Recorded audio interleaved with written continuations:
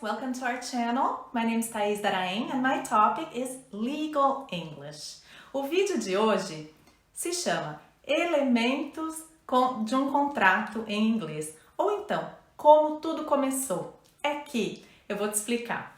Como vocês sabem, eu sempre fui super fã do canal Direito com Elas. Eu acompanhava os vídeos, comentava de vez em quando. E aí um dia, em fevereiro, a professora Cris Furk, maravilhosa, estava dando uma aula sobre proposta e aceitação. E olha que coisa doida, né? Quem é tradutor ou intérprete vai me entender muito bem.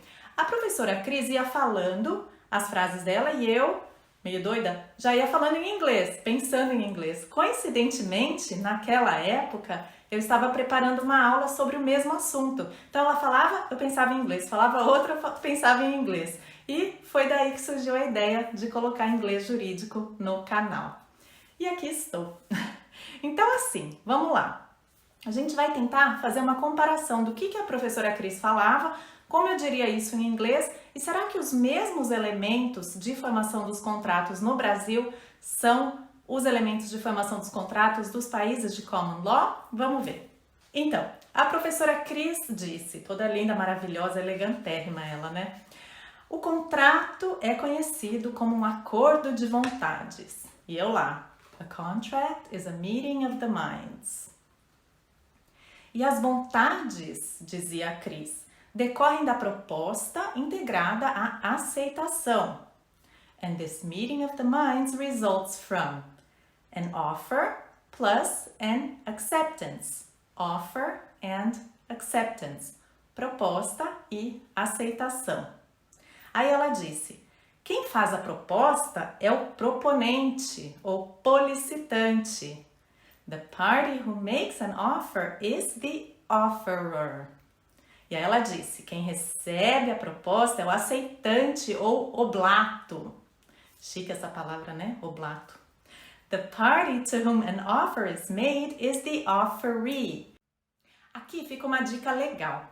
Em inglês, o sufixo OR ou ER se refere àquele que faz a ação, enquanto o EE no final de uma palavra é aquele que recebe a ação. Então aqui o offerer, quem faz a proposta, e o offeree, quem recebe. Ou então num contrato de locação, por exemplo, lessor, locador, lessee, locatário. Contrato de licença, licensor, licensee.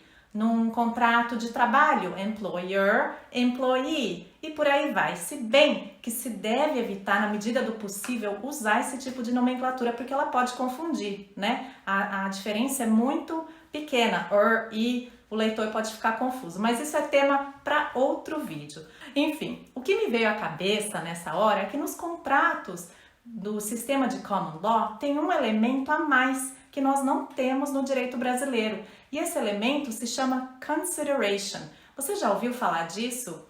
Consideration é um falso cognato, atenção. Pode ser sim consideração no inglês comum, mas aqui no contexto de direito contratual, consideration significa contraprestação, contrapartida.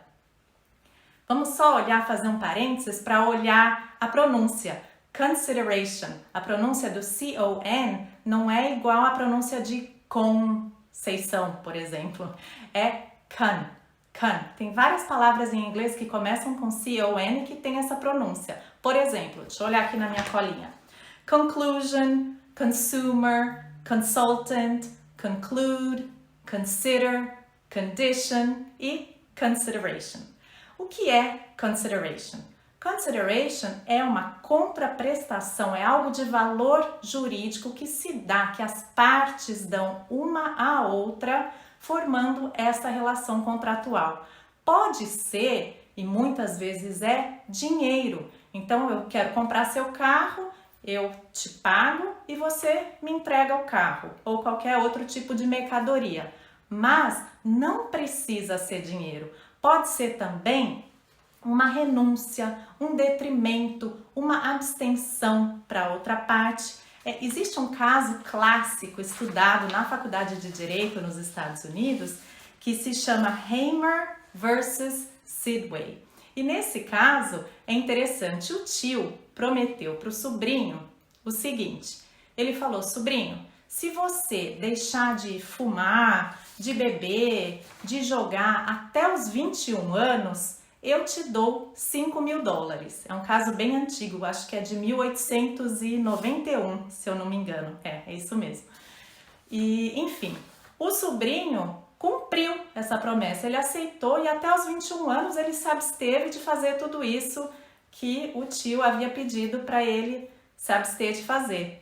E aí o caso depois foi a juízo e se você tiver interesse em saber o que aconteceu, eu vou deixar na descrição do vídeo. Mas neste caso, o juiz entendeu sim que há nessa abstenção do sobrinho uma contraprestação. Ele está dando algo em troca na medida em que ele está renunciando a um direito que ele tinha. A partir dos 18 anos ele poderia beber bebida alcoólica e não o fez para cumprir essa promessa feita com o tio. É por isso que nos países de common law, no sistema de common law, o contrato, a doação pura e simples, não é considerado um contrato. No nosso sistema brasileiro, sim, temos o contrato de doação, é o artigo 538 do Código Civil. E na common law, não. Quando você dá alguma coisa sem ter nenhum tipo de contraprestação, de contrapartida, isso não é um contrato exequível. Eu falei sobre o direito dos Estados Unidos. Agora, se você quiser saber um pouco mais sobre o direito da Inglaterra, agora eu vou dar um tapinha nas minhas costas, hein? Existe um livro chamado Direito Contratual na Inglaterra, do Neil Andrews, e eu tenho a honra de ter sido uma das tradutoras desta obra. E nele, o capítulo 4 é exatamente sobre isso, a contraprestação e a intenção de criar relações jurídicas. Consideration and intent to create legal relations, no original em inglês. So that's it for today. I hope you enjoyed this video. If you have any suggestions of topics that you would like me to talk about, please comment. See you next time. Bye bye.